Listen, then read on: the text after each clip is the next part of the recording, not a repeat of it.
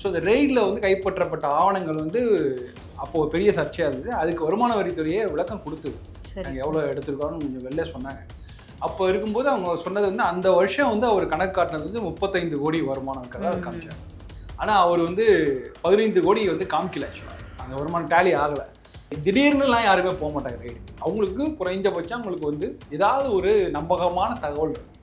அந்த ரைடுக்கு போயிட்டு அந்த 2015 இந்த ரைடுக்கு போயிட்டு வந்து இன்கம் டேக்ஸ் அவங்க அறிக்கை கொடுத்ததுலேயே அவங்க ஒரு 5 வருடங்களாகவே அவர் வந்து டாக்ஸ் எவேஷன் இருக்கார், வரி ஏய்ப்பு வேலைகள் இருக்காருங்கிற ஒரு விஷயத்த சொல்கிறாங்க. அதாவது 2015 அதுவும் செங்கோட்டையன் போன்ற பல முன்னாள் மாஜிக்கெல்லாம் உள்ளே வச்சுக்கிட்டு பேசும்போது மற்ற அரசியல் இப்போ எடப்பாடி அவர் சொன்னார்ல, நீங்கள் யார் பக்கத்தில் வச்சுருக்கீங்க பேசுகிறீங்க, இது பொது வழியில் வந்து தான் ஆகணும். அதை அவர் ஃபேஸ் பண்ணுவார் நினைக்கிறேன். அரசியலும் வந்தாச்சு. இந்த மாதிரி விஷயங்கள் அவருடைய லைஃப்லேயே சரி, யார் சினிமாவில் இருந்தோ இல்லை வேறு எந்த தொழில் இருந்தோ அரசியலுக்கு வந்தால் இது போன்ற விஷயங்களை எதிர்கொண்டு தான் ஆகணும். புலிப்படத்துக்காக ஏறிட்டு போகும்போது தான் அந்த என்டையர் நெட்வொர்க்லேயும் கொஞ்சம் சந்தேகம் இருந்தனால தான் இன்கம் டேக்ஸ் உள்ளே வந்துச்சு. இது எங்கே இது பண்ண ஒரு பேக்ரவுண்ட் இருக்கணும். இப்போ ரஜினி ஆகட்டும் கமல் ஆகட்டும் அவங்க நடித்த படங்கள் பார்த்தீங்கன்னா ஒரு ப்ரொடக்ஷன் கம்பெனி ப்ராப்பர் ப்ரொடக்ஷன் கம்பெனியாக இருக்கும். ஏவிஎம்லேருந்து ஆரம்பிச்சு எல்லா ப்ரொடக்ஷன் கம்பெனி இருக்கும். ஸோ அவங்களாமே ப்ராப்பராக இருக்கிறது அந்த ப்ரொடக்ஷன் கம்பெனி தான் அவங்க பண்ணுறாங்க. பட் அதுக்கப்புறம் வந்து தலைமை நடிகர்கள்லாம் வந்து அந்த மாதிரியான ப்ராப்பர் ப்ரொடக்ஷன் கிடையாது. அவங்களே அவங்க ஃப்ரெண்ட்ஸை வச்சு ப்ரொடியூசர் ஆகி படம் எடுப்பாங்க. இல்லைனா ஒரு டெக்னாலஜி தான் வந்துச்சு, அதே மாதிரி வீடியோஸ் ஏதாவது போடுவார், அவ்வளோதான் பண்ண முடியும். இனிமேல் நீங்கள் அந்த விஜயகாந்த் காலகட்டம் மாதிரி போய் கிராமத்தில் போய் மக்களோட மக்களாக போய் அதுக்கெல்லாம் வாய்ப்பே கிடையாது. இது வந்து விஜய்க்கு மட்டும் இல்லை, வேறு எந்த கட்சிக்குமே வாய்ப்பு இல்லைன்னு நினைக்கிறேன். இதுக்கு மேலே திமுக கூட பெரிய அளவுக்குலாம் போக மாட்டாங்க தான் நினைக்கிறேன். பட் அவர் வந்து அவர் போட்டியிடுவா மாட்டாரா அப்படிங்கிற ஒரு கேள்வி ரொம்ப நாளாகவே இருந்துருக்கு. விஜய் வந்து போட்டியிடுவாரா அப்படிங்கிறது நான் கூட பல நேரம் ரொம்ப நம்பிட்டு இருந்தேன். அவர் போட்டியிடுவதற்கான வாய்ப்புகள் குறைவுன்னு தான் நான் சொல்லிட்டு இருந்தேன். பட் இன்னைக்கு வந்து அவர் போட்டியிடுவதற்கான வாய்ப்புகள் அதிகமாக இருக்கிறதா சொல்கிறாங்க. நீங்கள் ஒவ்வொருத்தரும் வரும்போது அவர்கள் எனக்காக ஓட்டடிப்பாருன்னு ஒரு பாசிட்டிவாக சொல்கிறத விட அவங்களாம் வந்து பூத்தில் வாசல் நின்று தொந்தரவு பண்ணுவாங்க, அவங்களுக்கு ரொம்ப டிஸ்டர்பன்ஸாக இருக்கும். அதை பார்த்து நீங்கள் இரிட்டேட் ஆவீங்க. அப்போ நீங்கள் சவிப்பீங்க, ஏன்டா இவரை போய் பண்ணால் பேசாமல் இருந்திருக்கலாம், நான் விஜய் நல்லவர் சொல்லிட்டு தான் அவர் பாட்டு வீட்டில் இருந்திருப்பாரு, நம்ம தேவையில்லாமல் அவர்கிட்ட ஒம்பளத்துன்னு எல்லாரும் நினைப்பீங்க அப்படின்னு சொல்ல. எல்லாருங்கிறது கட்சிக்காரர் மட்டும் இல்லை, மக்களையும் தான் சேர்த்து சொல்கிறாரு.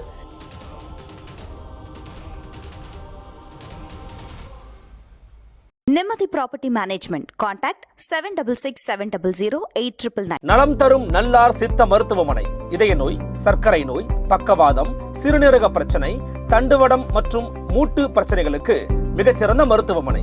கிருஷ்ணகிரி, சென்னை மற்றும் மதுரை.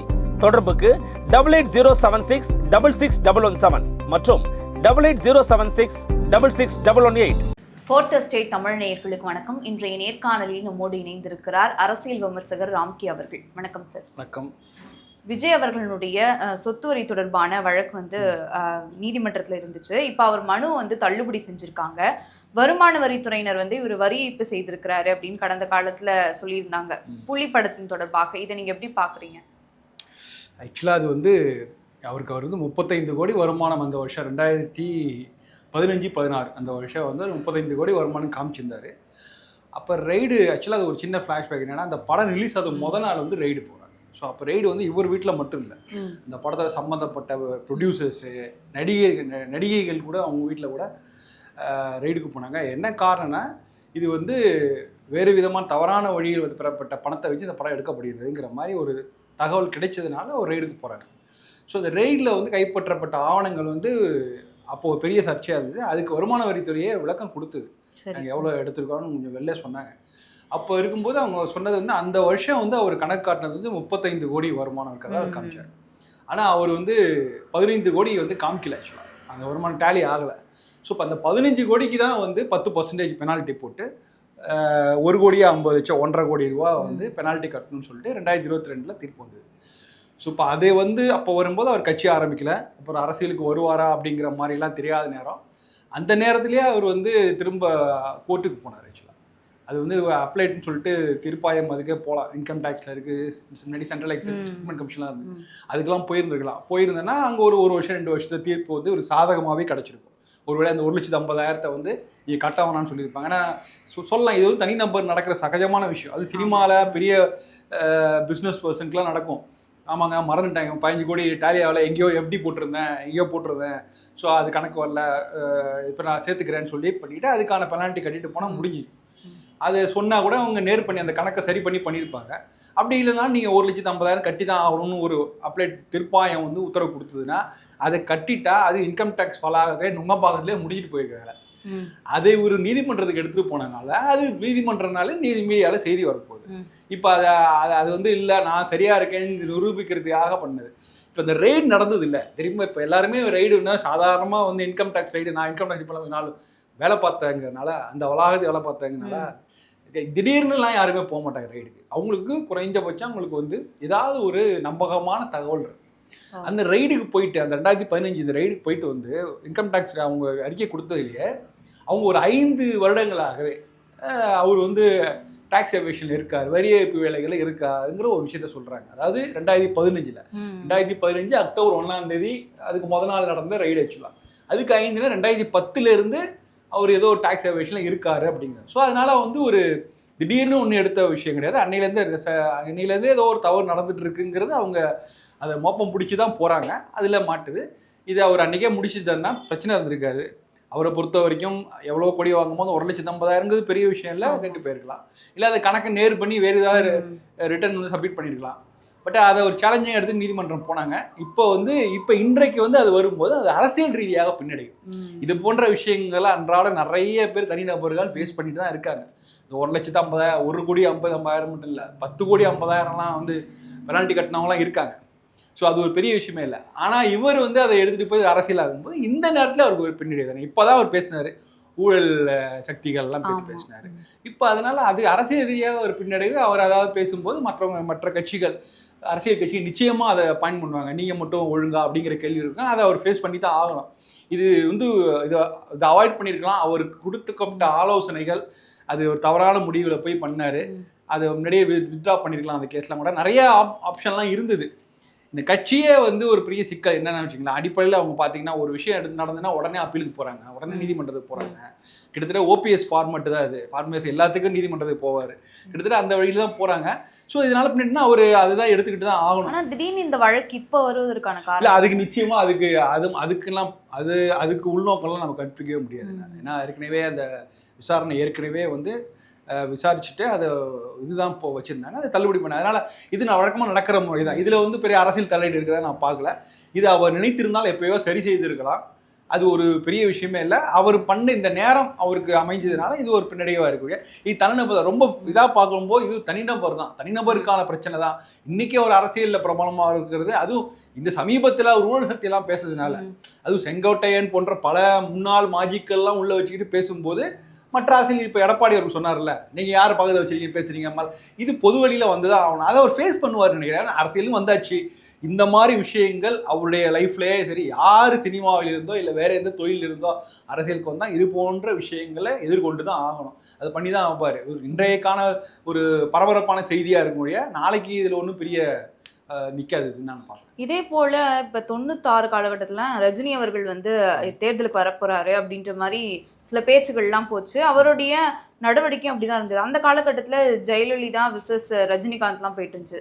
அப்போ ஜெயலலிதா அம்மையார் அவர்கள் நீங்கள் வாங்குற காசுக்கு டேக்ஸ் கட்டுறீங்களா அப்படின்ற குற்றச்சாட்டுலாம் வச்சுருந்தாங்க.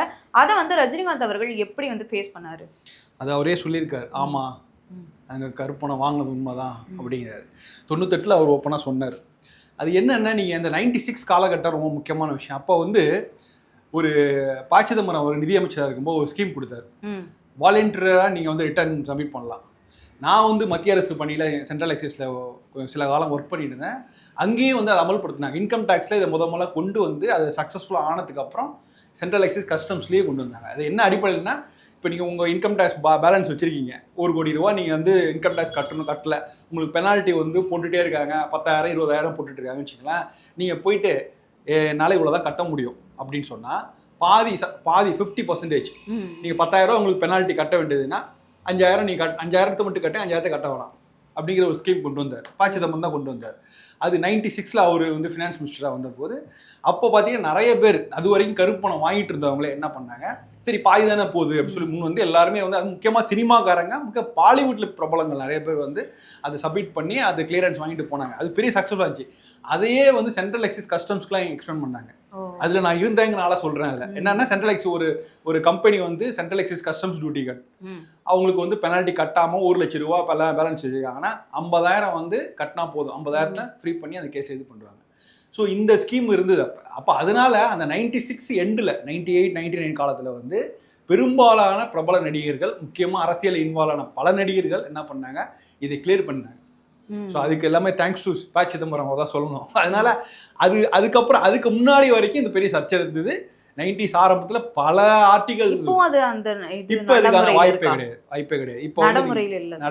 இப்போ நடைமுறையில கிடையாது. அது வந்து 2002 வரைக்கும் இருந்தது. அது முடிஞ்சிச்சு.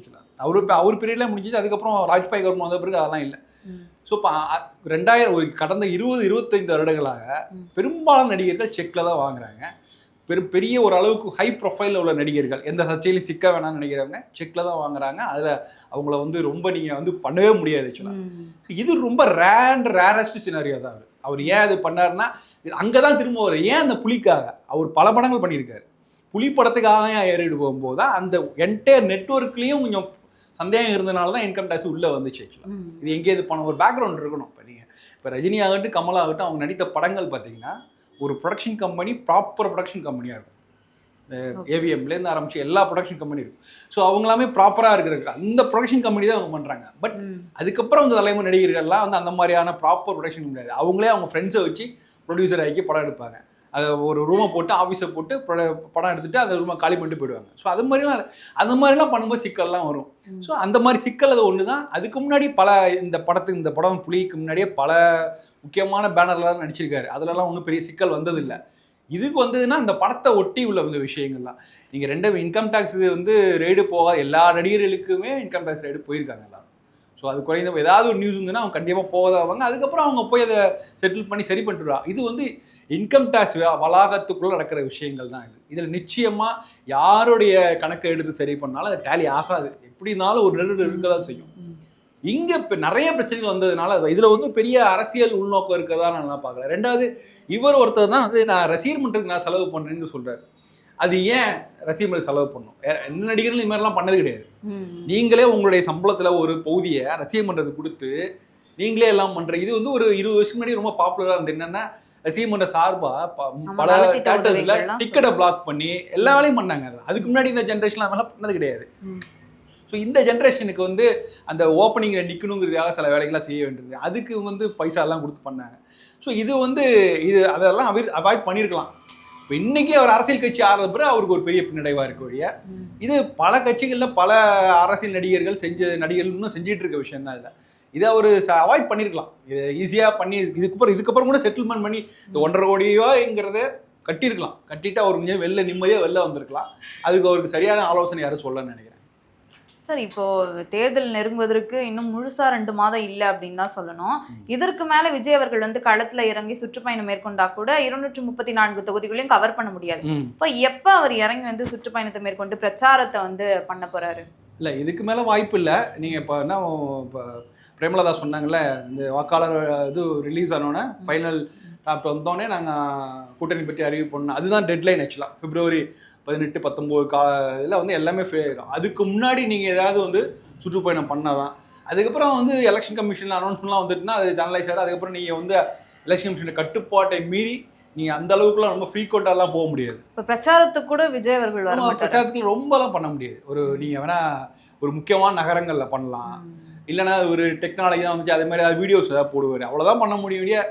இனிமேல் நீங்கள் அந்த விஜயகாந்த் காலகட்டம் மாதிரி போய் கிராமத்தில் போய் மக்களாக போய் அதுக்கெல்லாம் வாய்ப்பே கிடையாது. இது வந்து விஜய்க்கு மட்டும் இல்லை, வேறு எந்த கட்சிக்குமே வாய்ப்பு இல்லைன்னு நினைக்கிறேன். இதுக்கு மேலே முடிஞ்சிச்சு. இதுக்கு மேலே நீங்கள் எப்படி திட்டமிட முடியும்? அவ்வளோதான் டைம் இருக்குது. உங்களுக்கு மிஞ்சி போனால் இன்னும் உங்களுக்கு ஒரு 20 நாள் இருக்குது. 3 வாரம் வச்சுங்க. அந்த 3 வாரத்தில் செஞ்சால் தான் உண்டு. அதுக்கப்புறம் உங்களால் செய்யவே முடியாது. ஏன்னா அதுக்கப்புறம் வந்து நீங்கள் எலெக்ஷன் ப்ரொசீஜர்ஸ் இருக்குது. அப்புறம் அவங்க கட்சிக்காரவங்கள்ட்ட வருவாங்க, யாருக்கு சீட்டு கொடுக்குறது யாருக்கு கொடுக்காது, அவங்க சண்டை போடுவாங்க, அதெல்லாம் சமாளிங்க. அதுக்கு பஞ்சாயத்து தான் பண்ணணும், அதுக்கு நீங்கள் இங்கே உட்காரணும், சென்னையில் உட்காரணும், நிறைய விஷயங்கள் இருக்குது. ஸோ அதனால் சுற்றுப்பயணம் வந்து இந்த அளவுக்குலாம் இருக்காதுன்னு தான் நினைக்கிறேன். நான் திமுக கூட பெரிய அளவுக்குலாம் போக மாட்டாங்கன்னு தான் நினைக்கிறேன். பட் அவர் போட்டியிடுவா மாட்டாரா அப்படிங்கிற ஒரு கேள்வி ரொம்ப நாளாவே இருந்துருந்தது. விஜய் வந்து போட்டியிடுவாரா அப்படிங்கிறது நான் கூட பல நேரம் ரொம்ப நம்பிட்டு இருந்தேன். அவர் போட்டியிடுவதற்கான வாய்ப்புகள் குறைவுன்னு தான் நான் சொல்லிட்டு இருந்தேன். பட் இன்னைக்கு வந்து அவர் போட்டியிடுவதற்கான வாய்ப்புகள் அதிகமாக இருக்கிறதா சொல்றாங்க. குறிப்பாக அவர் சொல்ற 3-4 தொகுதி இன்னைக்கு கூட அவங்க சொல்லியிருக்காங்க, 4 தொகுதிகளில் போட்டியிட வாய்ப்பு இருக்குன்னு செய்தி வருது. முக்கியமாக நாகப்பட்டினம் அண்ட் வேளச்சேரி, அப்புறம் 1-2 தொகுதி சொல்லியிருக்காங்க. விக்ரவாண்டி பார்க்குறாரு இருக்கு. ஸோ இந்த 4 தொகுதியில் ஏதாவது ஒரு தொகுதியில் போட்டியிடுவாங்க. எனக்கு நாகப்பட்டினம் போட்டியிடுவதற்கான வாய்ப்பு அதிகமாக இருக்குன்னு நினைக்கிறேன். ஏன்னா வேளாங்கண்ணி அவருக்கு ரொம்ப பிடிச்சமான இடம்.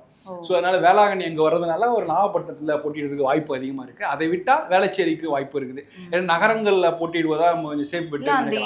நாகப்பட்டினத்தில் எந்த சமூக மக்கள் வந்து அதிகமாக இருக்காங்க, அந்த மாதிரி ஏதாவது டேட்டாஸ் வச்சு நிற்கிறாங்களா? இல்லை அதுவும் உண்டு, அந்த கணக்கு இருக்குது. ஏன்னா வேளாங்கண்ணி அவர் பிடித்தமான இடம். அதை தாண்டி சிறுபான்மையர் வாக்குகள் அதிகமாக இருக்கிற இடம்.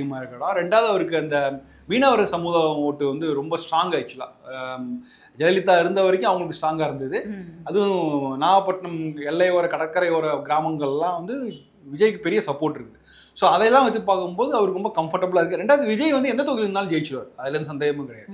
எந்த தொகுதியிலும் ஜெயிச்சிடுவார், அதில் ஒன்றும் பிரச்சனை. ஏன்னா சினிமா பாப்புலாரிட்டி இருக்குது, அதெல்லாம் இருக்குது. ஒட்டுமொத்த தேர்தலும் அவருடைய இதை கவனிச்சிட்டு இருக்காங்க போது எந்த தொகுதியெல்லாம் ஜெயிக்கிறதுக்கு வாய்ப்பு நிறையா இருக்குது. ஸோ அதனால மோரோவர் இது ரொம்ப சேஃப் பெட் அப்படிங்கும் போது. ஆனால் கரூர் மாவட்டத்தை வந்து தேர்ந்தெடுப்பாருன்னு நிறைய பேர் சொல்லிட்டு இருந்தாங்க, அதை தேர்ந்தெடுக்க மாட்டாரு. கரூருக்கே போகாத.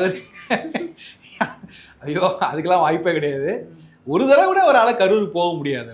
எப்படி போய் அங்கே போய் நின்று நான் உங்களில் ஒருவன் அப்படின்னு நாங்கள் அங்கே வீட்டில் வீட்டை அங்கே எடுத்துட்டு அங்கே ஒரு அட்ரஸை போட்டு, அதுக்கெல்லாம் வாய்ப்பே கிடையாது. அவர் நினச்சா ஒரே ஓவர் நைட்டில் போயிட்டு அங்கே இருக்கிற மக்களை பார்க்கல, அந்த இடத்த போய் பார்த்துட்டு 2 சொட்டு தண்ணீர் விட்டு வந்துருக்கலாம். அது கூட அவரால் முடியலங்கும் போது அவர் கரூர்லாம் நிச்சயமாக கரூர் லிஸ்ட்டில் வராது. அதையெல்லாம் மீறி அவர் நான் கரூரில் போட்டிடுன்னு எடுத்தேன்னு அவரு வெதண்டாவது தான். அவர்கிட்ட வந்து இப்போ ஒரு பயங்கர ஆட்டிடியூட் இஷ்யூ இருக்குது. சாதாரணமாக சொல்லும்போது நான் பாருங்க ஒரு நாள் எலெக்ஷன் அன்னைக்கு எல்லாரும் வந்து வீட்டிலேருந்து எங்கள் வீடு ஃபுல்லாக விஜய் இருக்காங்க, ஒவ்வொரு வீட்டிலேருந்து ஒரு விஜய் கிளம்பி எலெக்ஷன் பூத்துக்கு போவான் அப்படின்னு சொல்கிறாருல்ல, அதெல்லாம் நல்லா தான் இருக்குது. அதெல்லாம் நல்லா, அந்த பில்டப்ஸ்லாம் நல்லா தான் இருக்குது. ஒரு சினிமாக்காரனால பில்டப் நல்லா இருக்கும். பட் அதோட நிறுத்திக்கல அவர். அதுக்கப்புறம் ஒரு வார்த்தை சொல்றாரு, அப்போ தெரியும் பாருங்க ஏன்டா இவனை வந்து விமர்சனம் பண்ணோன்னு அப்போ நினைப்பாங்களே அப்படின்ட்டு. அப்போ என்னன்னா நீங்கள் ஒவ்வொருத்தரும் வரும்போது அவர்கள் எனக்காக ஓட்டடிப்பாருன்னு ஒரு பாசிட்டிவாக சொல்கிறத விட அவங்களாம் வந்து பூத்தில் வாசல் நின்று தொந்தரவு பண்ணுவாங்க, அவங்களுக்கு ரொம்ப டிஸ்டர்பன்ஸாக இருக்கும், அதை பார்த்து நீங்கள் இரிட்டேட் ஆவீங்க, அப்போ நீங்கள் சவிப்பீங்க, ஏன்டா இவரை போய் பண்ணா பேசாமல் இருந்திருக்கலாம், நான் விஜய் நல்லவர் சொல்லியிருந்தா அவர் பாட்டு வீட்டில் இருந்திருப்பாரு, நம்ம தேவையில்லாமல் அவர்கிட்ட ஒம்பளத்துன்னு எல்லாரும் நினைப்பீங்க அப்படின்னு சொல்ல. எல்லாருங்கிறது கட்சிக்காரன் மட்டும் இல்லை, மக்களையும் தான் சேர்த்து சொல்கிறாரு, நீங்களாம் நினைப்பீங்க அப்படின்னு. இது வந்து கிட்டத்தட்ட இது ஒரு தவறான ஆட்டிடியூடு, பழிக்கு பழி மனோபாவம் தான் ஆக்சுவலாக. அப்படி இருக்கும்போது நீங்கள் சொல்கிறது கூட நடக்கிறதுக்கு வாய்ப்பு இருக்குது. கரூரில் போய் நின்று பார்க்குறேன் அவரை இன்னும் சேலஞ்ச் பண்ணலாம்ட்டு. இதெல்லாம் அரசியலே கிடையாது. இது மாதிரிலாம் வந்து ஒரு சேலஞ்ச் விட்டுட்டு அவர் ரொம்ப அரசியலை சீரியஸாகவே இன்னும் இதுவரை எடுக்கவே இல்லை. அது எப்போ எடுத்துக்கிட்டு ஆரம்பிக்க போகிறாருன்னு தெரியல. ஏன்னா இது வரைக்கும் எத்தனையோ பேர் சினிமாவிலேருந்து அரசியலுக்கு வந்திருக்காங்க. ஒரு குறைந்தபட்சம் ஆரம்பத்தில் கொஞ்சம் ஒரு மாதிரி கேர்லெஸ்ஸாக இருக்காங்க. ஏன்னா அவங்க ரொம்ப கம்ஃபர்டபுளான ஒரு இடத்துலேருந்து வந்தவங்கனால ஆரம்பத்தில் ஒரு கேர்லெஸ்ஸாக இருந்தால் கூட போக அதோட சீரியஸ்னஸ் புரிஞ்சுக்கிட்டு கொஞ்சம் நிஜமாவே களமாடானவங்க நிறைய பேர் இருக்காங்க. கருணாஸ்லாம் போது நம்ம பார்க்கும்போது காமெடி ஆக்டராக பார்த்தோம். ஆனால் அவரு அவ்வளோ சீரியஸான பொலிட்டீஷியன். இன்றைக்கி அவர் ரொம்ப சீரியஸான விஷயங்கள் பண்ணுறாரு, பேசுகிறாரு.